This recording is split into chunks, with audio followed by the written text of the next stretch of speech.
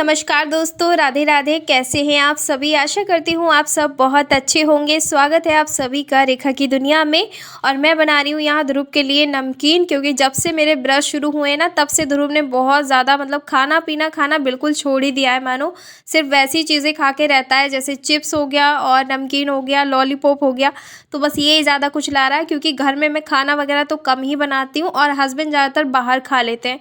तो बस यही रीज़न रहता है कि मैं पूरे व्रत नहीं कर पाती हूँ, क्योंकि एक जने का ही खाना बनता है। तो एक टाइम बनता है इनका खाना और ये 2 टाइम खा लेते हैं, इसमें ध्रुव रह जाता है। तो इसीलिए मैं ध्रुव के लिए बना रही हूँ गेहूं के आटे की नमकीन। और मैंने डाला है इसमें 1 मुट्ठी सूजी, नमक, अजवाइन और थोड़ा सा हींग, और डाला है कस्तूरी मेथी और बस देसी घी डाल के ना इसका बाइंड सा एक अच्छे से इसको डो बना लेंगे, सॉफ्ट सा।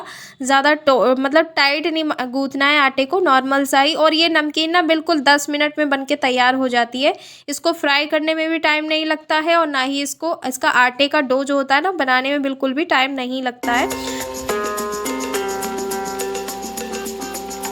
मैं इस नमकीन को तलने वाली हूँ देसी घी में, क्योंकि बच्चों के लिए ना देसी घी सबसे ज़्यादा बेस्ट रहता है। सरसों तेल का उतना अच्छा नहीं लगेगा। और रही बात रिफाइंड की, तो रिफाइंड तो वैसे ही बच्चों के लिए हार्मफुल होता है।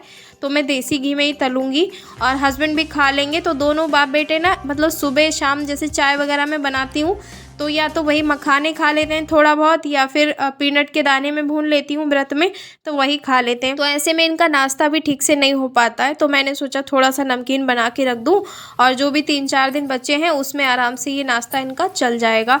तो बस ये काम वैसे मुझे नवरात्र से पहले ही करना था, लेकिन अभी चलो देर से आए, दुरुस्त आए, तो मैंने सोचा चलो अभी बना के रख देती हूँ फटाफट। और ध्रुव खा भी लेता है, उसको बहुत शौक है ये खाने का। तो बस यहाँ ये फ्राई हो गई हैं, और इनको फ्राई करने में ज़्यादा टाइम नहीं लगता है, लेकिन बस आँच को धीमे ही रखना होता है। नहीं तो क्या होता है ना, जल्दी से ही फ्राई हो जाते हैं, उसके बाद ये उतने कुरकुरे नहीं रहते हैं और अंदर से भी कच्चे रह जाते हैं।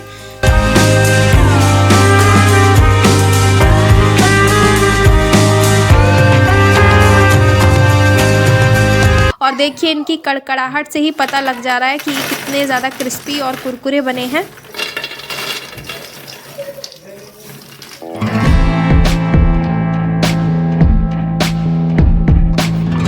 और मैं यहाँ तोड़ के दिखा रही हूँ, अंदर से ये बहुत ही अच्छे से पक गए हैं, बहुत ही बढ़िया से। आप इसे धीमी आंच पे तलोगे ना तो ये बहुत ही अच्छे से पक जाते हैं, और अंदर से बहुत ही ज़्यादा क्रिस्पी होते हैं, खाने में तो बहुत टेस्टी हैं। तो मैं इनको डब्बे में डाल के रख दूँगी, और सुबह शाम जैसे ध्रुव खेलता रहता है ना, तो ये बीच बीच में मैं इसको दे देती हूँ, तो खा लेता है और पानी पीता रहता है, तो पेट भरा रहता है बच्चे का। तो बस उसके बाद मैं बना रही हूँ यहाँ अपने व्रत के लिए खाना, क्योंकि शाम के बज गए हैं अभी 5, तो 5 बज रहे हैं। और मैं बनाऊँगी यहाँ पे अपने व्रत की रेसिपी। तो इसमें मैंने थोड़ा सा पालक ले लिया है, और मैं पालक शुरू से ही खा लेती हूँ। जैसे सब्जियाँ होती हैं, टमाटर, पालक और पनीर, ऐसी चीज़ें मैं व्रत में खा लेती हूँ। अगर आप नहीं खाते हो तो अवॉइड कर सकते हो। तो सबके यहाँ का अलग अलग रिवाज होता है। हमारे यहाँ मैं खा लेती हूँ, बाकी कोई खाए या ना खाए, क्योंकि ये हेल्दी भी होता है और ठीक रहता है खाने में। आयरन होता है पालक में बहुत सारा, और मुझे हो रही थी बहुत ज़्यादा वीकनेस, तो इसीलिए मैंने पालक निकाल लिया है थोड़ा सा फ्रिज से। तो पालक को बारीक चॉप कर लिया है, आलू को मैश कर लिया है, ग्रीन चिली इसमें काट ली है, और इसमें मैं थोड़ा सा सेंधा नमक, धनिया पाउडर और डालूंगी इसमें साबूदाने का आटा। तो देखिए साबूदाने का आटा बनाना बहुत ही सिंपल है। मैं यहाँ कढ़ाई को गर्म कर ले रही हूँ, और इसमें डाल दिया है मैंने साबूदाना, बड़ी आधी कटोरी, और इसको बस थोड़ा सा रोस्ट करेंगे। लगभग 5 मिनट में ये रोस्ट हो जाता है, ज़्यादा नहीं इसको भूनना है, बस थोड़ा सा रोस्ट कर लेंगे, ताकि इसका जो आटा है ना बहुत ही अच्छे से पिस जाए और चिपचिपा ना बने। तो इससे क्या होगा, जब आप साबूदाने का आटा खाओगे ना तो वो आपको चिपकेगा नहीं, दांत में नहीं चिपकेगा बिल्कुल भी। और अगर आप ऐसे ही कच्चा पीस लोगे ना तो वो चिपकता है। तो बस यही रीज़न होता है साबूदाने को भूनने का। तो मैं इसको भून ले रही हूँ। और कल एक सब्सक्राइबर ना मुझे कमेंट कर रही थी कि आप ज़्यादातर खाना ही दिखाते हो, किचन को सेट कीजिए और कुछ नहीं दिखाते हो, सिर्फ खाना ही खाना, रेसिपी ही दिखाते हो। तो मुझे ज़्यादातर काम किचन का ही होता है, तो मैं किचन का ही दिखाती हूँ। और मोस्टली जो मेरा चैनल है वो ज़्यादातर मैं रेसिपी ही आप सबको आइडियाज़ शेयर करती हूँ, और ज़्यादा जो ब्लॉग वगैरह रहता है वो बहुत कम ही डालती हूँ मैं। तो यहाँ पे मैंने साबूदाने को भून के ना मिक्सी जार में ऐड कर दिया है, और उसे ठंडा करके मैं बारीक पीस लूँगी। और यहाँ कढ़ाई में थोड़ा सा तेल डाल के मैंने डाला है ज़ीरा, और इसमें डालूंगी थोड़ा सा हरी मिर्च और ज़रा सा मैं हींग भी डाल देती हूँ, तो हींग अच्छा रहता है खाना। और ये जो आलू है ना, बस थोड़े से आलू मैं यहाँ पे बना रही हूँ अपने लिए, क्योंकि दही से मैं थोड़े से आलू भी खाऊंगी। और मैंने ना जो आलू बचे हुए थे वो भी सारे डाल दिए थे, क्योंकि मुझे लग रहा था कि तेल कढ़ाई में ज़्यादा हो रहा है, तो इसीलिए मैंने सारे आलू इसमें ऐड कर दिए हैं और फ्राई हो जाएंगे सारे ही। और आलू में मैं डाल रही हूँ सेंधा नमक व्रत वाली, और थोड़ा सा जीरा डाल दूंगी भुना हुआ, और डालूंगी इसमें ब्लैक पेपर, तो इससे टेस्ट भी बढ़िया आएगा। और थोड़ा सा धनिया का पाउडर डाल दिया है मैंने। उसके बाद ना थोड़ा सा बस 1 चम्मच ही तेल डाला है मैंने, और नहीं भी डाल सकती थी वैसे तो मैंने, अब डल गया था तो मैंने कहा चलो ठीक है कोई बात नहीं। तो मैंने इसमें ही ना पालक डाल के थोड़ा सा पालक को रोस्ट कर लिया है, ताकि जो इसका कच्चापन है वो थोड़ा सा कम हो जाए। और उधर जो मैंने साबूदाना भुना था ना, उसको पीस के इसमें प्लेट में डाल दिया है, और साथ में सेंधा नमक, ब्लैक पेपर और कुछ धनिया पाउडर डाल के इसका एक बढ़िया सा डो बना लूँगी। इसमें मैंने थोड़ा सा धनिया भी काट लिया है, इससे टेस्ट बढ़िया आएगा। और यकीन मानिए ये जो टिक्की होती है ना, बहुत ही टेस्टी लगती हैं खाने में। तो मैं इसको अच्छे से थोड़ा थोड़ा ना साबूदाने का आटा डाल के एक टाइट सा डो लगा ले रही हूँ। और आप इसकी पूरी, पराठा, रोटी कुछ भी बना सकते हो इस तरह से।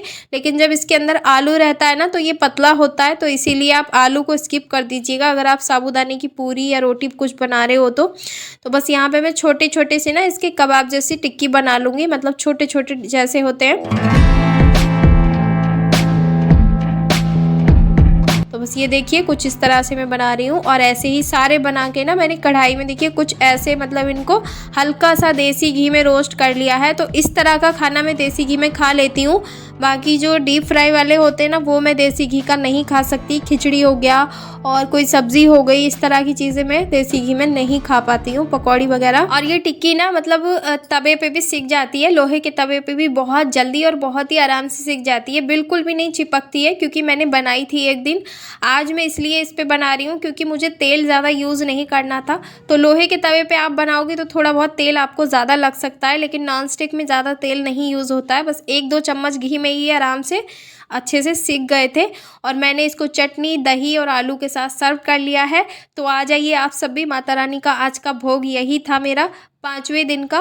और यहाँ पे मैं थोड़ा सा आपको तोड़ के दिखाऊंगी, देखिए कितने अच्छे से ये अंदर से पक जाते हैं और इनको पकने में ज़्यादा टाइम नहीं लगता। तो ध्रुव उधर देख रहे हैं कि मम्मा किसको दिखा रही हैं तोड़ के, मतलब कोई देख तो रहा नहीं है किसको दिखा रही हैं। तो इन्हें खाने से कोई मतलब होता नहीं है, चाहे मैं कितनी भी अच्छी रेसिपी बना लूँ।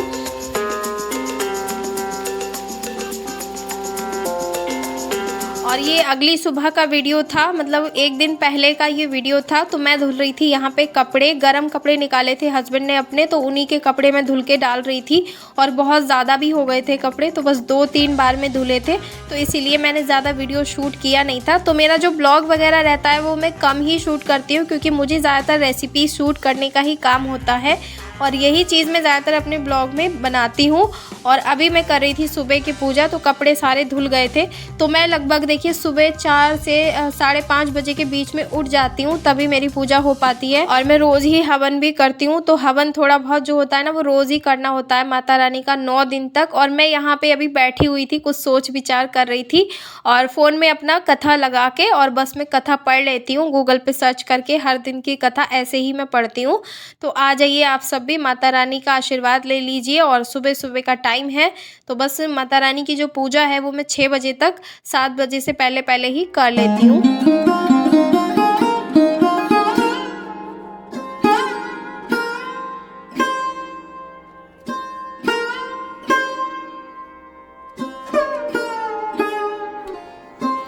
और उसके बाद जी कपड़े वगैरह धोए थे, तो साड़ी पूरी गीली हो गई थी, और फिर ध्रुव को भी नहलाया था, तो इसीलिए कपड़े जब गीले हो जाते हैं तो फिर काम करने का मन नहीं करता। तो मैं बना रही थी यहाँ हस्बैंड के लिए चाय, तो फिर मैंने सोचा अपने लिए भी थोड़ी सी और बना लेती हूँ। वैसे मैंने सुबह पूजा करने के बाद ना थोड़ी सी चाय पी ली थी, तो इसी में से मैं भी थोड़ा सा अपना पी लूँगी, क्योंकि ठंड सी लग रही थी और अब ठंडना शुरू हो गई है।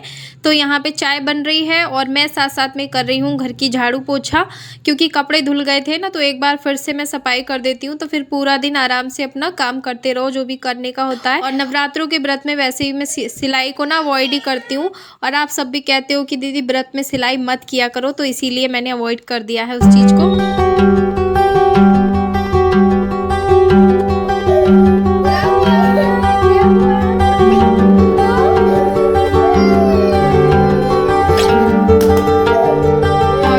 क्या था कि झूला झूलने के लिए झूला उतारने की कोशिश कर रहे थे, वहीं पे गिर गए और पापा ने इनके डांट दिया है तो बस रोने लग गए हैं और आके मुझसे चिपक गए हैं।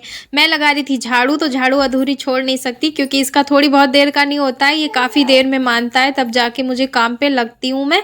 तो इसीलिए मैंने कहा चलो गोदी में ही लेके झाड़ू जो अपना है वो कंप्लीट कर देती हूँ, नहीं तो फिर झाड़ू आधी अधूरी रह जाएगी। और उसके बाद जी चाय बन गई थी, ये नहा लिए थे, तैयार हो गए थे बाहर जाने के लिए, तो मैंने इनको दे दी थी चाय, थोड़े से ब्रेड सेक दिए थे और मखाने रखे हुए थे तो वही मैंने दे दिए थे।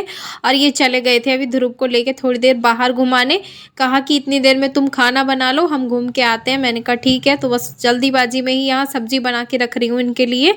और इनका क्या है ना रोल नवरात्रों में हस्बैंड का मेरे, कि मैं अगर पूरे व्रत करूँ तो ये घर पे खाना ही नहीं खाते हैं। अब आप सोचिए जब इंसान बाहर खाना खाएगा तो बाहर लहसुन प्याज सभी मिलता है, और ऐसे में ये फिर घर पे आके घर के मतलब घर पे ही खाना वगैरह खाते हैं। कई बार तो मेरे साथ भी खा लेते हैं थोड़ा बहुत, जैसे मैं व्रत का खाती हूँ।